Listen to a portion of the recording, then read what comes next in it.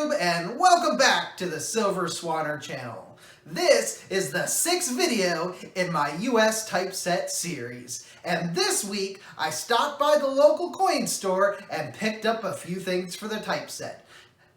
However, I'm only going to share one of them with you this week. So hit that subscribe button and stay tuned for future videos where I share more of my pickup. As I said in my last video, one of my favorite motifs the US Mint has done is anything focusing on Indians. And this week's video continues where I picked up last week with Indians. However though, I'm not adding any gold. This week we're adding buffalo nickels to the typeset. If you don't know anything about the buffalo nickel, a brief history. They were first minted by the US Mint in 1913, and the mint ceased production in 1938. The buffalo nickel was designed by James Earl Fraser. Unfortunately, as the buffalo nickels became notorious for, they wear very easily, especially on their date.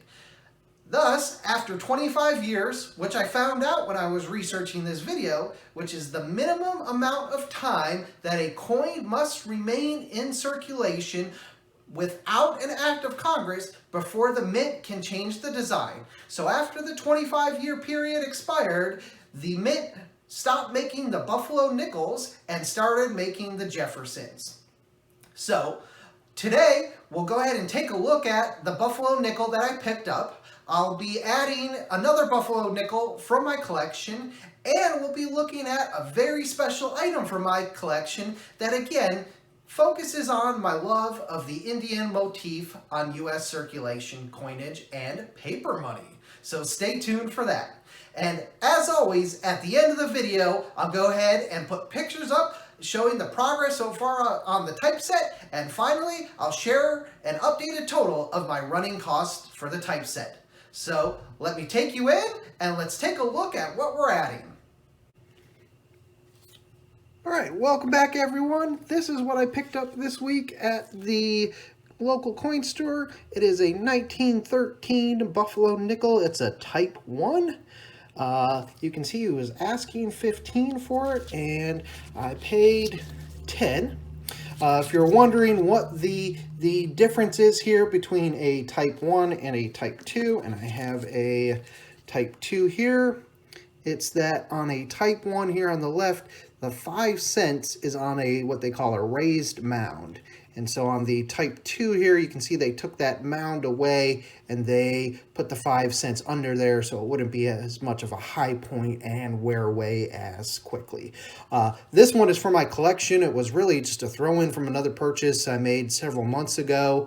So I'll add that in here as well, just as a hole filler for the time being. But I think this 1913 I'm going to go ahead and keep for a while. I will probably down the line find maybe a better example.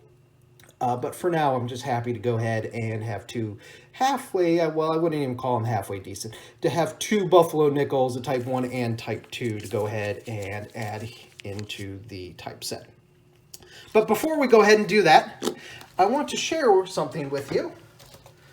Something that, again, just goes back and talks and shows my love of the Indian motifs, and particularly the buffalo design in particular.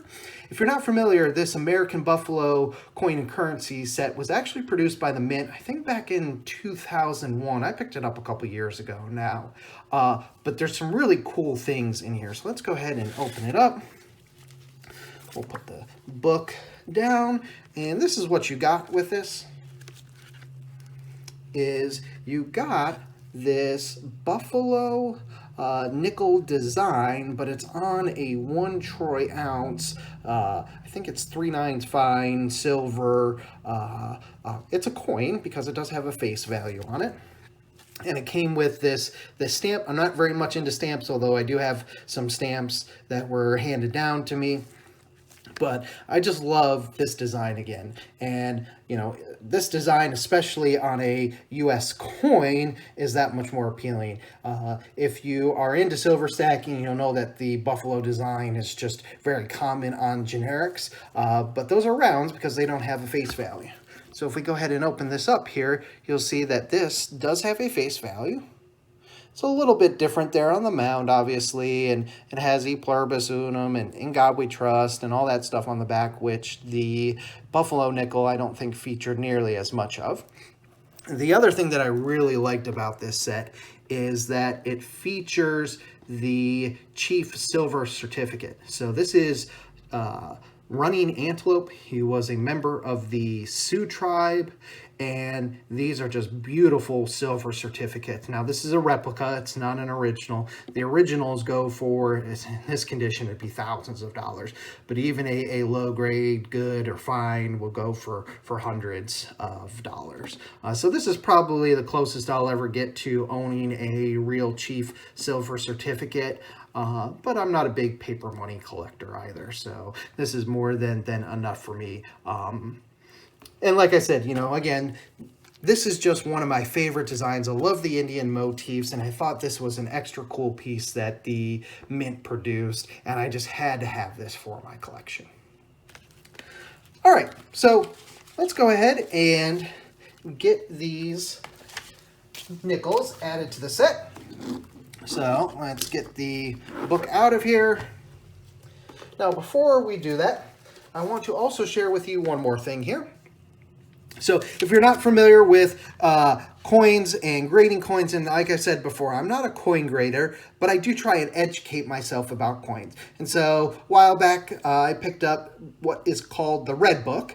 And as you can see by the cover, it's a red book. And it has all of these different U.S. coins in here, what their prices are, what their mintages are, and it's really useful when you are buying coins. One of the things that I really love about this, though, is, and I'm trying to focus on the bottom of the page here, it has some general characteristics which you can use to grade coins. So looking at the Buffalo here, it says, for good, legends and date readable, Buffalo's horn does not show. Very good is horn worn nearly flat, or fine is horn and tail smooth but partially visible, obverse rim intact. So if we go back and look at the Buffalo nickel that I picked up here, if we're looking on the reverse here, we can see the horn there. The dates are clearly legible. Liberty is legible up here. So I would definitely say that this isn't good. It's better than that because you do see the Buffalo's horn there. Very good is horn worn nearly flat.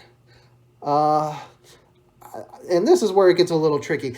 I don't consider that very flat, but it probably is. So it's probably somewhere between a very good and a fine. Fine is horn and tail smooth, but partially visible. So I do think, again, you can see the tail here. I can get that to focus in nice. You can just pick up the tail. To me, that's horn and tail smooth but partially visible, and obverse rim intact. So I think the obverse rim here is pretty well intact. So I would grade this somewhere between a very good and a fine. So then if we go to the next page here, it has the Type 1s here. And this is a Type 1 Philadelphia. It's between, you know, somewhere between probably very good and fine here. So somewhere, according to the Red Book, a $15 and $17 value.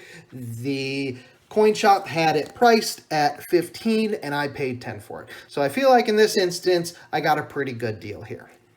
We're not going to do that for the other Buffalo nickel I have. That's just a whole filler. But I wanted to share, you know, how I determine, you know, what's fair to pay for a coin and, you know, what a rough grade of that coin would be. So that being said, let's go ahead and get our Buffalo nickels in here. So these are going to be on the second page. My goal over the next couple of weeks is to get something on every page here.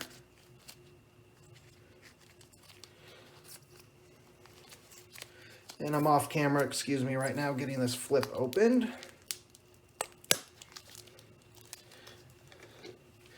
And let's slide this open.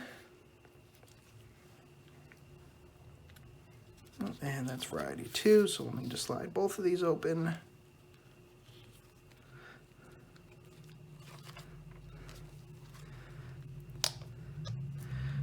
Now, unlike the Gold Eagle, that one was a bit of a tight fit, but she fit. All right, and this is the Type 2, and again, this is just a 1937. Not as quite nice. It seems like it's a little bit more worn. Again, you can see that tail. You can see that the horn. You know, so probably a similar grade, if I'd had to be honest. You know, somewhere between a very good to low fine. So let me get this one out of the flip.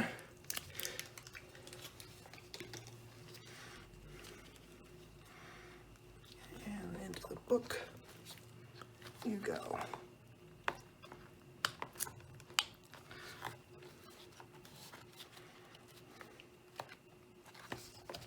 And there we go. So that is it for this week. As always, I will throw up now the progress pictures showing the full book. And at the very end, I will throw up my updated running costs so you can track how much I paid so far for my typeset. And here's an overview so far of the progress on the US typeset. Like I said in the previous segment, my goal here is to get a coin on every page so these reviews have a little bit more content in them moving forward. As far as my running costs are concerned, I paid $10 for the Buffalo Type 1. I bought that from my local coin store. I did add in a new column here for where I purchased from. Let me know if you like that addition or not. Then for the Buffalo Type 2, I bought, I think, 12 of them for $3, which worked out to 25 cents a coin, and I bought those off Reddit.